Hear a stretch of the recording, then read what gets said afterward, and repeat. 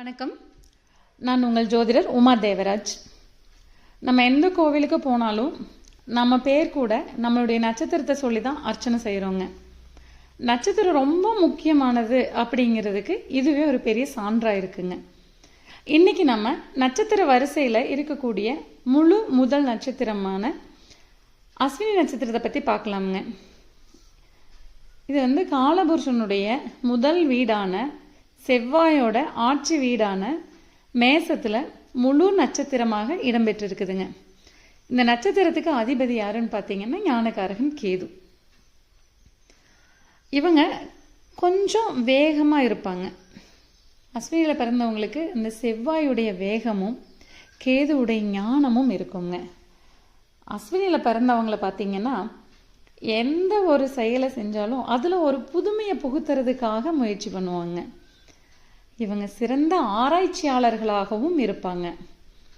கேதுவுடைய நட்சத்திரம் இல்லைங்களா, அது கொஞ்சம் ஞானம் இருக்கிறதுனால எதிரில் இருக்கக்கூடியவங்களுடைய மனநிலையை புரிஞ்சுக்கக்கூடிய நபர்களாக இருப்பாங்க. இவங்க பேசுகிறது பார்த்திங்கன்னா ரொம்ப அழகாக இருக்கும். இவங்கக்கிட்ட பாரம்பரிய பற்றுகள் கொஞ்சம் அதிகமாக இருக்குங்க. இப்போ இவங்க வேகமானவங்க, அதனால் ட்ராவல் பண்ண கொஞ்சம் விரும்புவாங்க. அந்த வேகத்தை நம்ம எப்படி தெரிஞ்சுக்கலாம்னு சின்ன குழந்தைங்கள்லேயும் அவங்கக்கிட்ட தெரியுங்க. இப்போ ஒரு கிளாஸ் ரூம் இருக்குது, ஒரு 30-40 குழந்தைங்க இருக்காங்க. அதில் மற்ற நட்சத்திர குழந்தைகள் எழுதுறதை விட இந்த அஸ்வினி நட்சத்திரத்தில் பிறந்த குழந்தைகள் கொஞ்சம் வேகமாக எழுதுறதை நம்ம பார்க்குறோம். இவங்க தன்னுடைய குடும்பத்துக்காக ரொம்ப ஹார்ட் ஒர்க் பண்ணுவாங்க.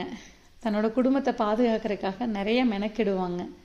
இவங்க கொஞ்சம் மனதைரியமானவங்க தாங்க, அதில் எந்த மாற்றமும் இல்லை.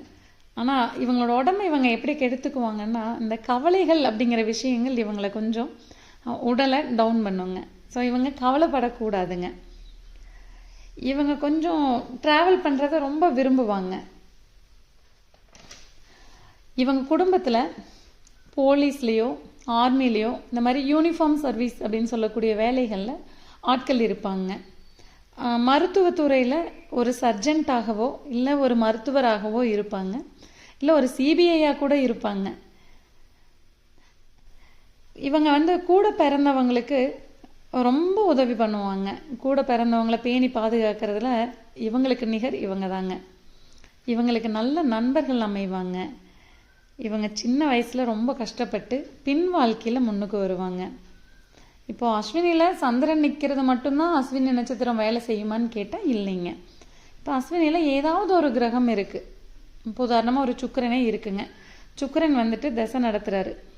அந்த தசை நடத்தக்கூடிய காலகட்டங்களில் அந்த ஜாதகருக்கு இசை மேலே ஒரு அளவு கடந்த ஒரு ஆர்வம் வருங்க.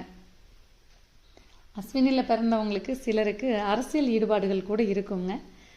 நிறைய பேர் அரசாங்க வேலையில் இருக்கிறதையும் பார்த்துருக்கோங்க. இவங்க தனக்குன்னு ஒரு முத்திரையை பதிக்கிறதுக்காக விரும்புவாங்க.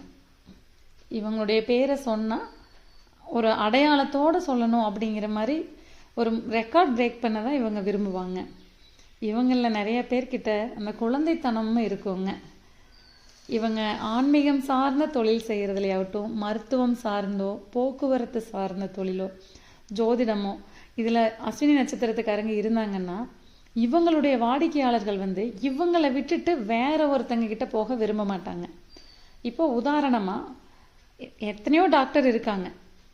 அஸ்வினியில் இருக்கிற ஒரு டாக்டர் இருக்காங்கன்னா அவர்கிட்ட போகக்கூடிய பேஷண்ட்டு அவர்கிட்ட பார்த்து மருந்து வாங்கினாதான் எனக்கு உடல்நிலை நல்லாகும் அப்படின்னு வேறு டாக்டர்கிட்ட போகிறதுக்காக விரும்ப மாட்டாங்க. இவங்க கம்ப்யூட்டர் துறையிலையும் கொஞ்சம் எக்ஸ்பர்ட்டாக இருப்பாங்க. இப்போ இவங்களுக்கு கிரக இணைவுகள் கொஞ்சம் நல்லா இருந்தது அப்படின்னா அந்த பூர்வீக சொத்து, பாரம்பரிய சொத்து இவங்களுக்கு கிடைக்கிறதுக்கு உண்டான வாய்ப்புகள் அதிகமாக இருக்குங்க. அஸ்வினியில் ஒரு நெகட்டிவ் சொல்லணும் அப்படின்னா, அஸ்வினியில் பிறந்த பெண்களுக்கு ஒரு கருச்சிதைவு உண்டுங்க. இது பொதுவான பலன்கள் மட்டும்தாங்க. ஒரு தனி பலன் அப்படி பார்க்கணும் அப்படின்னா ஜாதகத்தோட மற்ற எல்லா கிரகங்களையும் தசாபுத்திகளையும் வச்சு ஆராய்ந்து முழுமையாக சொல்ல முடியுங்க. மீண்டும் இன்னும் ஒரு நல்ல வீடியோவில் உங்களை சந்திக்கும் வரை நன்றி, வணக்கம்.